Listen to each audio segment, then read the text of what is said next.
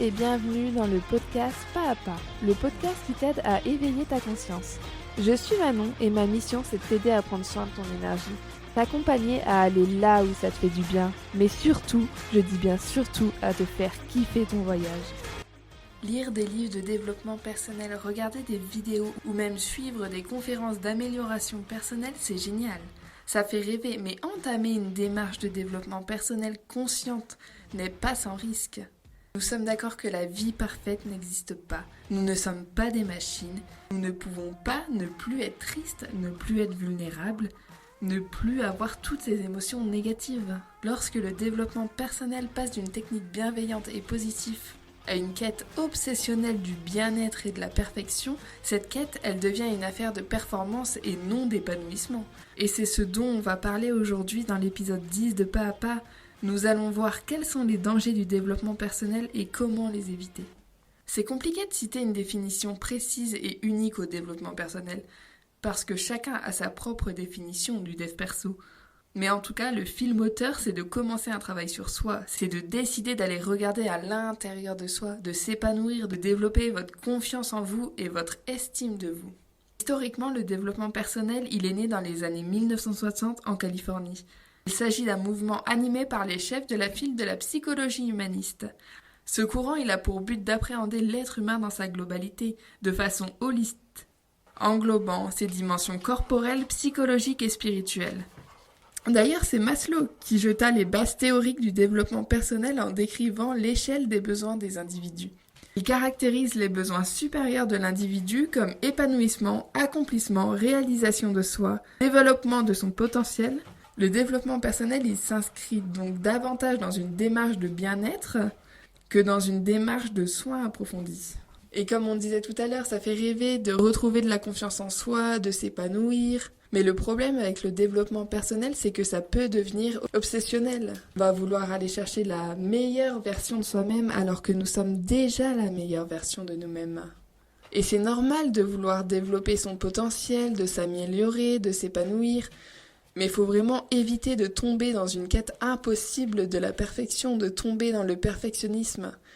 Depuis que nous sommes enfants, on baigne dans une société qui nous voue à la perfection. Entre les bulletins, les concours, les années éliminatoires, les réseaux sociaux, on nous et on se compare sans cesse aux autres. Tous ces systèmes nous évaluent. Ils nous poussent à la performance constante et par extension à la compétition. Et ce risque de la quête perpétuelle à devenir la meilleure version de nous-mêmes, c'est de se tromper de rêve au final et de vivre la vie de tout le monde sauf la tienne. Et un des autres dangers du développement personnel, c'est de se mettre constamment sous pression, à vouloir être la personne la plus intelligente, la plus belle, la plus populaire, la plus à la mode. Mais nous sommes déjà tout ça. L'être humain introverti ou extraverti, pour vraiment voir des changements dans sa vie, il doit incarner. Il doit incarner toute la matière qu'il a absorbée. Parce que tu peux lire autant de livres que tu veux, tu peux regarder autant de vidéos que tu veux, aller à des conférences, aller à des retraites. Si tu n'incarnes pas ce changement, tu ne verras jamais de différence dans ta vie. Et là, je ne peux que dire cette phrase de Gandhi qui dit « Incarnez le changement que vous voulez voir dans ce monde ».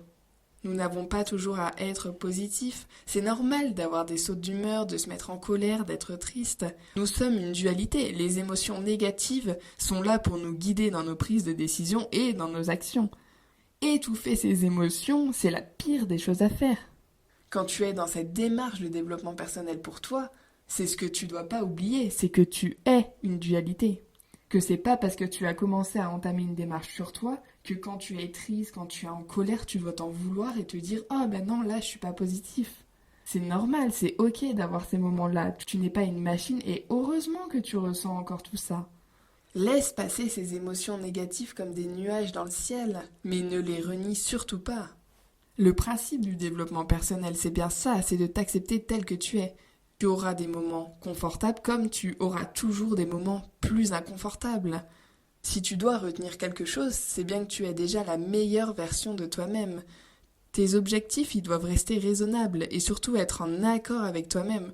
Et pas ce que tu penses que tu devrais être ou pire encore que ce que les autres pensent que tu devrais être. Le meilleur coach, c'est toi-même. La plus belle œuvre à construire, c'est toi-même. C'est toi qui sais le mieux ce qui te rend heureux ou heureuse. J'avais envie de faire cet épisode aujourd'hui sur les dangers du développement personnel parce qu'il y a tellement de mais quand tu fais du dev perso, il n'y a pas à être négatif et quand tu fais du dev perso, tu peux pas ressentir des émotions négatives. Mais si en fait, on est tous la dualité. Et Dieu merci, on arrive encore à être triste, on arrive encore à pleurer, on arrive encore à avoir des moments plus inconfortables. C'est ce qui nous fait aussi apprécier les moments plus confortables. Je vais m'arrêter ici pour l'épisode 10 de Papa. Et si tu écoutes ce message, c'est que tu es resté jusqu'au bout, alors merci à toi. Si l'épisode t'a plu, surtout n'hésite pas à laisser un avis, une note. Si ça résonne en toi, à le partager autour de toi. Ça m'aiderait beaucoup et ça aiderait beaucoup le podcast à se faire connaître. Et cette semaine, j'aimerais remercier Patrick pour son petit message. Manon, 3 os. Je viens d'écouter le dernier épisode. Que dire à part que ça résonne fort.